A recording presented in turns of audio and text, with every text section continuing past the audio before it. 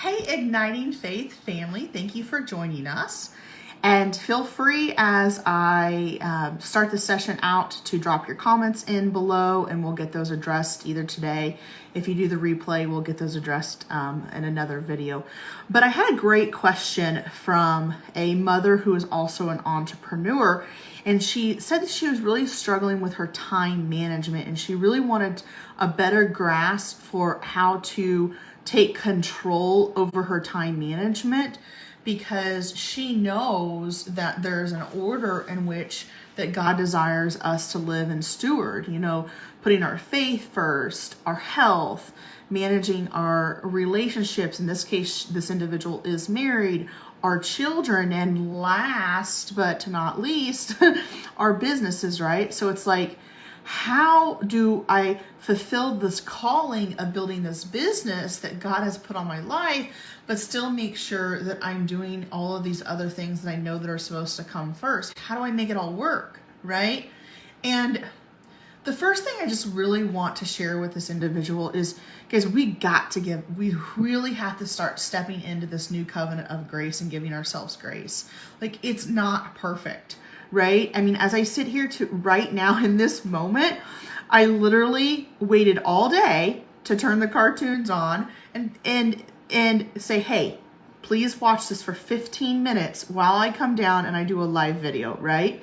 I could also rearrange my day and show up with you before my son wakes up, right? So those are just some things that you can start thinking about of creativity ways to, is it the best thing? Are people going to probably shame me that, oh my goodness, my son's watching cartoons right now? Maybe, but you know what? That's between me and God and my relationship, right? So I'm just saying that because I want you to know that everything's not perfect over here. Like, we have to stop comparing ourselves to the Instagram reels and the Facebook and the highlights, right? There's so much behind the scenes that's, that we don't see as business owners. And I think we need to start having authentic, genuine conversations about this, that it's not all rainbows and fairy tales over here, okay? So I just want to say that. Make sure we're giving ourselves grace for this.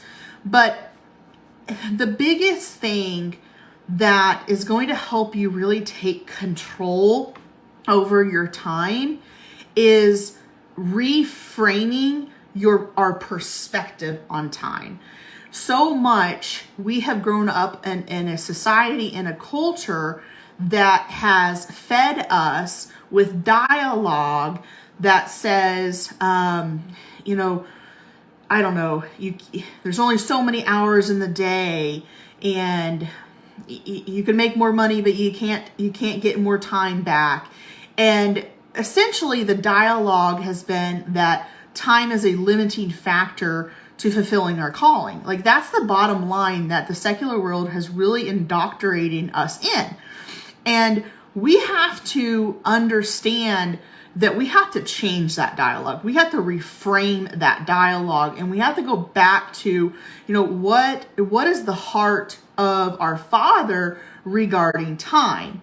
And this is where I can't read it all for you right now in word for word, but your homework assignment is, I would really encourage you to open up Genesis 1 in the beginning and read through that. Read all the way through 1 through, 31, passage 1 through 31, where he really talks about this order, and he starts sharing, there's different verses in there where he's saying, and there was evening and then there was morning. There's the first day.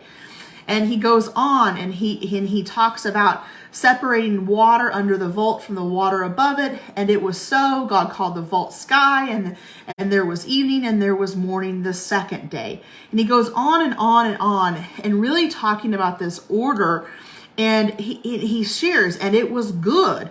And God saw that it was good, right? And so go to scripture and see this. And this one is Genesis 1:14. And God said, let there be lights in the vault of the sky to separate the day from night, and let them serve as signs to mark sacred times and days and years. And let them be lights in the vault of the sky to give light on earth And it was so. God made two great lights, the greater light to govern the day, the lesser light to govern the night. He also made the stars. God set them in the vault in the sky to give light on earth, to govern the day and the night, and separate the light from darkness. And God saw it was good. Right? So the point for me sharing this is his perspective on creating days and nights and seasons is to say it's good.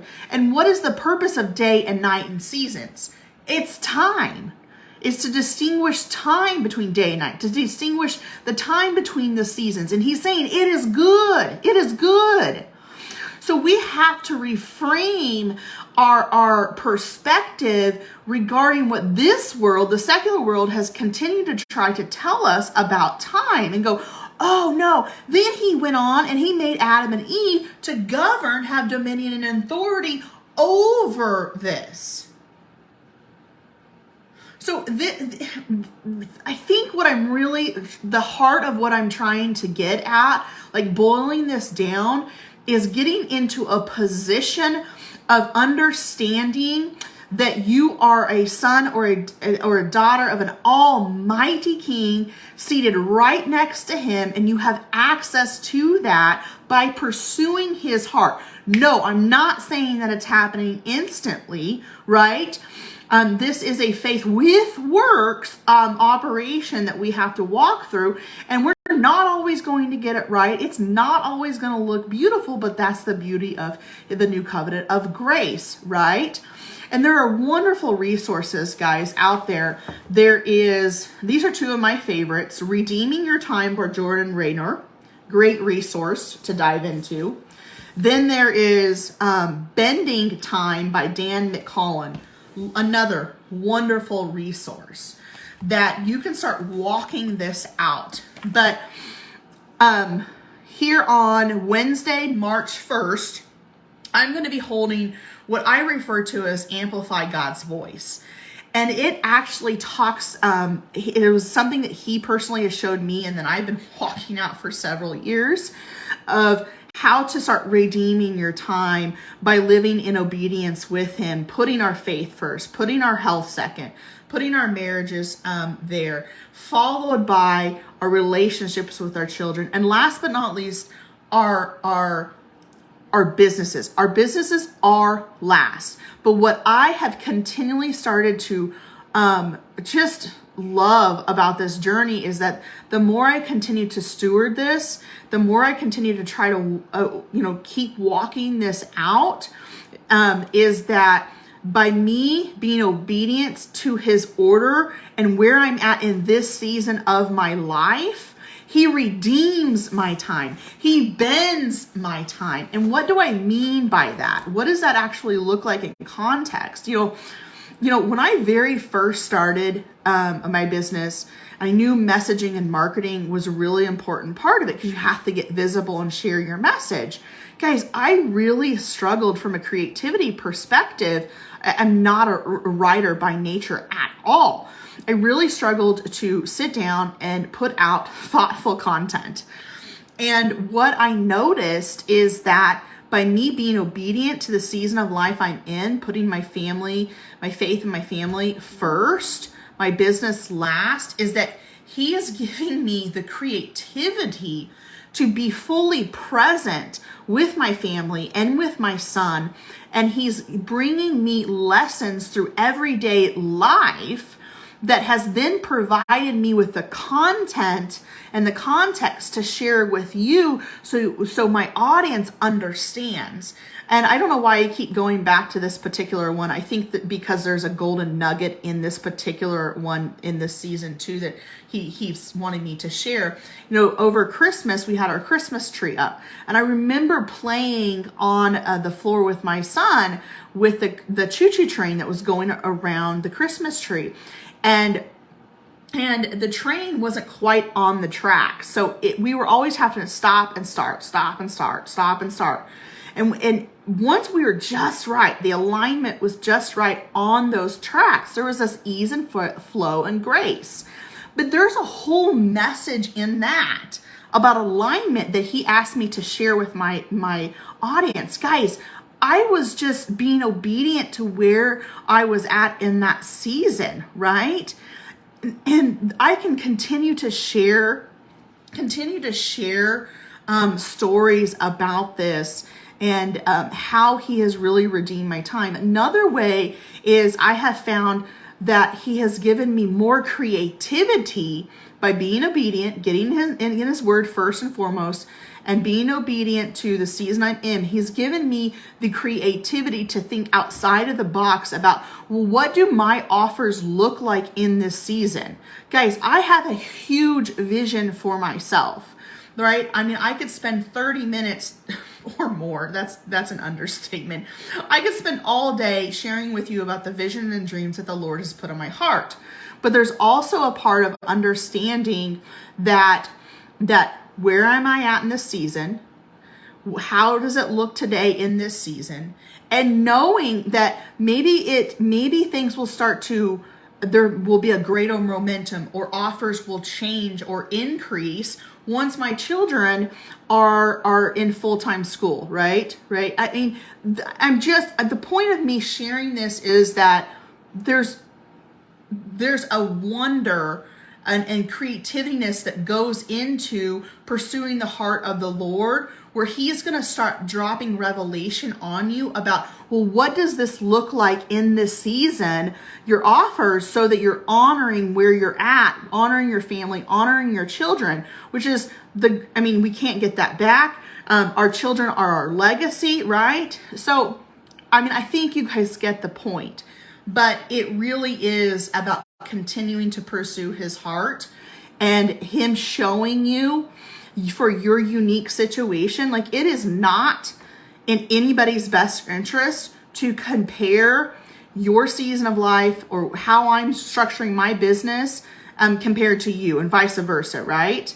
Because as a mother of one who is a primary stay-at-home mother with a business, is going to look completely different for a mother who maybe is working a corporate 40-hour job, building her business on the side, and that has 3 kids at home. Like, it's going to look different. That's why we should not be comparing each other.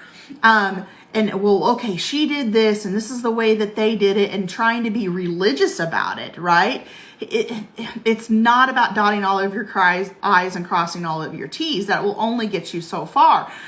Your invitation is into the new covenant of grace and pursuing him and his heart. And that's where the revelation will come, and picking up resources and seeking wise counsel like myself and others, that you'll be able to start walking out this journey.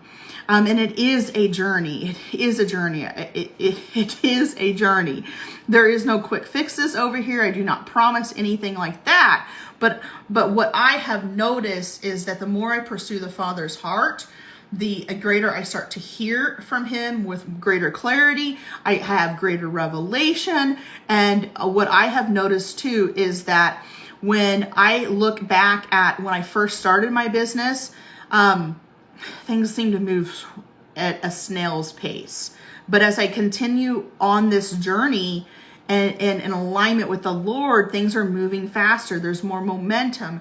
There's more clarity. And it's because I'm growing my strength and my faith. I'm growing in relationship with Christ. That really is the bottom line, guys. It's not about the gurus and their perfect plan, that if you do X, Y, and Z and dot this I and cross this T, that's only going to get you so far. Guys, I'm sharing that with you because I've been there and I've done that. And there is a wisdom in seeking wise counsel, saying, hey, let's not do the 10-year route plan that Brandy was on.